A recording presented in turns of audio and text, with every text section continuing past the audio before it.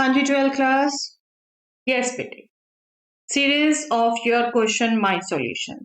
आज again NCERT exemplar book से question है प्रोबेबिलिटी का। क्या क्वेश्चन है? A card from a pack of 52 cards is lost. From the remaining cards of the pack 2 cards are drawn and found to be hearts. Find the probability of missing card to be a heart. Yes, very good question and very important question बेटा। बहुत बार पूछा जा चुका है ऐसा question CBSE exams में भी। देखिए समझते हैं इस क्वेश्चन को दोबारा। हम नो डाउट मिसलिनियस में भी ऐसे क्वेश्चन कर चुके हैं। 52 कार्ड्स हैं, ओके। पैक ऑफ कार्ड्स में आपको पता है 52 कार्ड्स होते हैं, उनमें से एक कार्ड लॉस हो गया। अब जो रिमेनिंग कार्ड्स हैं उनमें से 2 कार्ड निकाले गए हैं और वो कार्ड हार्ट्स हैं। देखिए अंडरस्टैंड करें, 52 में से 1 लॉस्ट हो गया, 2 ड्रॉ हुए, 2 के 2 हार्ट्स हैं। ठीक है, आपसे कह रहे हैं कि क्या प्रोबेबिलिटी है कि ये जो लॉस हुआ था ये लॉस कार्ड हार्ट था। ठीक है, अब अंडरस्टैंड करिए। अगेन बार बार कहती हूं, ऐसे क्वेश्चंस को हमेशा एक्टिविटी फॉर्म में सोचिए। 2 एक्टिविटीज हो रही हैं। क्या? पहली एक्टिविटी, कार्ड लॉस्ट हो गया, ठीक है, पैक में से एक कार्ड लॉस्ट है। दूसरी एक्टिविटी, 2 कार्ड ड्रॉ हुए हैं रिमेनिंग में से। ठीक है, पहली एक्टिविटी की क्या क्या आउटकम पॉसिबल है? जब उन्होंने हमें कहा है कि ये देखिए कि मिसिंग कार्ड हार्ट है, तो हम नहीं जाते, चारों सूट्स पे नहीं जाते, हम सिंपल ये कह सकते हैं कि हार्ट लॉस्ट हुआ या फिर हार्ट लॉस्ट नहीं हुआ। सिंपल इस कैटेगरी में बांट सकते हैं। पहली एक्टिविटी की ये 2 आउटकम्स, या तो हार्ट है जो लॉस हुआ है या हार्ट नहीं है। सिंपल। ये जो एक्टिविटी के आउटकम्स हैं ये हमें दे रही हैं 2 इवेंट्स पार्टीशन की, राइट। उसके बाद बात आती है हमारी सेकंड एक्टिविटी, जिसमें हम कह रहे हैं कि 2 कार्ड जो ड्रॉ हुए वो हार्ट के हैं। डेफिनेट रिजल्ट पता होता है। सेकंड एक्टिविटी का हमें डेफिनेट रिजल्ट पता होता है बेटे। फर्स्ट एक्टिविटी का डाउटफुल होता है कि क्या आउटकम आया। और अब आप गौर से दोबारा देखो, तो find the probability of the missing card to be heart.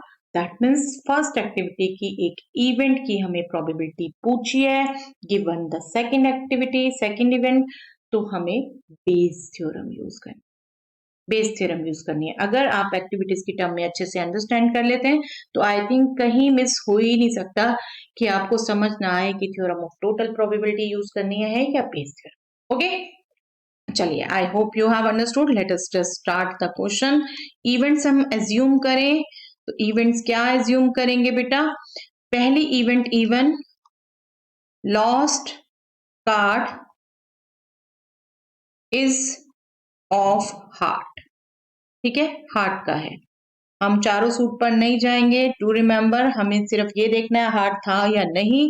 तो हम loss card is not of heart, ठीक है, ये हम एज्यूम कर लेते हैं इवेंट्स जो पार्टीशन बना रही हैं। और अनदर इवेंट एफ दे देते हैं, चलिए नाम इसे एफ इवेंट हम दे रहे हैं। 2 cards drawn from the remaining pack. Okay, ये अंडरस्टूड है। 2 cards drawn are of heart, ठीक है।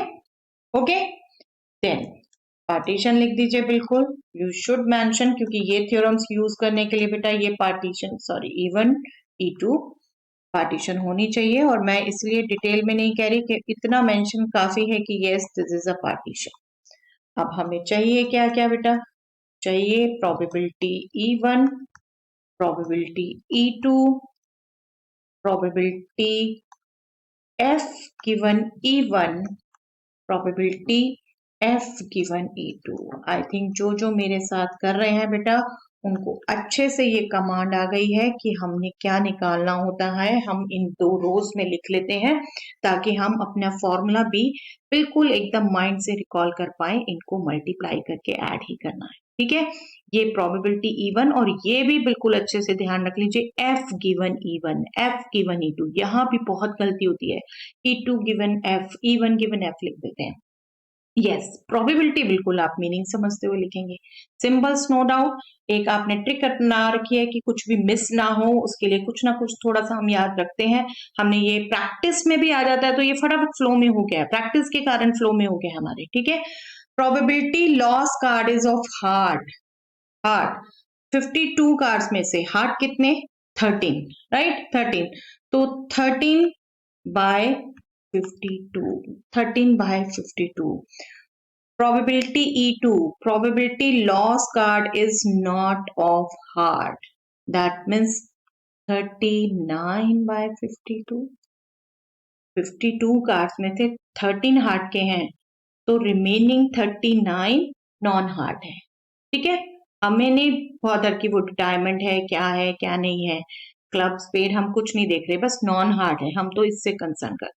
अब इसको क्योंकि दोनों को हम डेफिनेटली देखें 13, 39 ये सब हमारे मल्टीपल है 1/4 और ये हमारा 3/4 रह जाएगा, इसको हम बिल्कुल लिख सकते हैं। ओके, जितना हम सेम डेनोमिनेटर रख के हम शॉर्टकट कर सकते हैं करेंगे।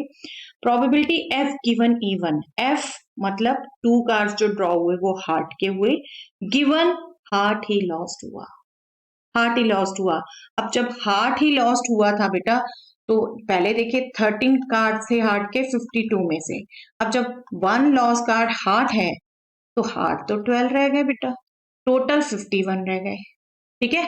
तो 2 कार्ड्स हार्ट के ड्रॉ हुए, उनकी प्रोबेबिलिटी क्या हुई? पहले कार्ड की प्रोबेबिलिटी हुई 12/51, ओके, इनटू दूसरे कार्ड की भी हार्ट होने की प्रोबेबिलिटी क्या हुई? 11/50, 11/50। नो डाउट इसे आप कॉम्बिनेशन से निकाल सकते हैं, बट मैं वो मेथड कराती हूँ बेटा जो सब फटाफट कैच करो।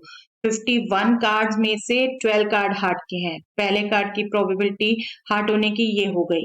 अब वो कार्ड निकल चुका है, दूसरा कार्ड, ठीक है, 2 कार्ड एक साथ निकाल रहे हैं तो दूसरे कार्ड के लिए 50 कार्ड रह गए, और क्योंकि ये हार्ट का निकल चुका है तो हार्ट 11 रह गए, ठीक है।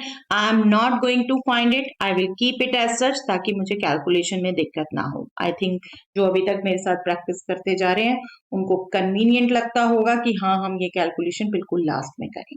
यस, अब सेकंड क्या है? 2 cards drawn are of heart, given loss card is not of heart. जब लॉस कार्ड नॉन हार्ट का है बेटा, तो हार्ट तो हमारे पास 13 के 13 रहे, लेकिन टोटल अब 51 है, टोटल 51 है, राइट।